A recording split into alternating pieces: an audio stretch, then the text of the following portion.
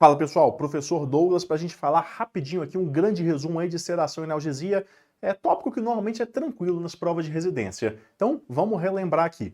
Pessoal, só para lembrar, o nosso objetivo de sedação é garantir que o paciente fique confortável, mas ao mesmo tempo eu sei que sedação mata os pacientes na UTI, então eu não quero dar muita sedação.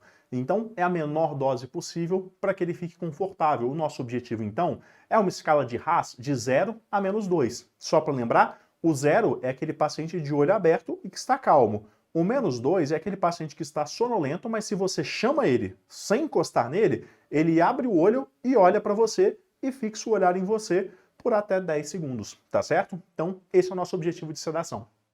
Só para lembrar então, despertar diário é uma grande estratégia aí e simples de poupar o uso de sedativos. E no que ela consiste? Em chegar todo santo dia ali e desligar a sedação do paciente. Não é ficar reduzindo um pouquinho, é desligar a sedação.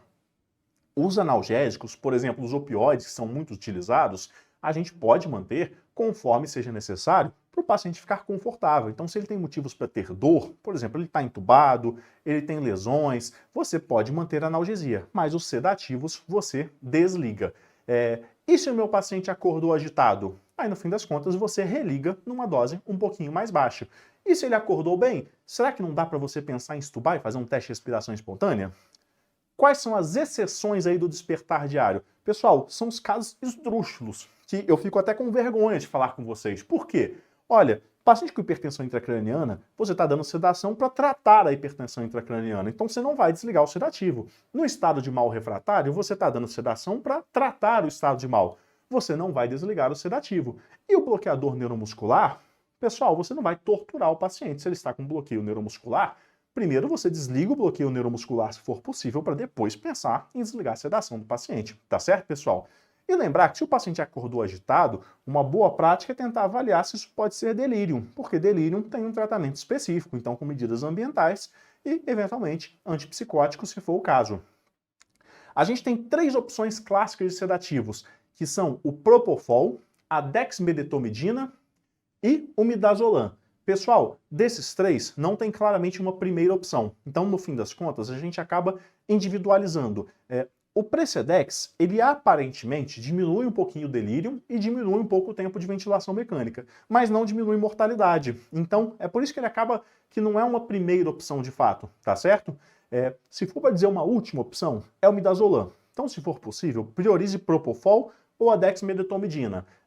A desvantagem do Propofol é que, ele normalmente precisa de um acesso central para ser feito, e 2, é a síndrome de infusão de Propofol, que é uma síndrome que, pessoal, não é frequente na vida, mas as bancas gostam desses negócios aí. E então, só para vocês saberem que de vez em quando isso cai em prova, o que é essa síndrome de infusão de Propofol?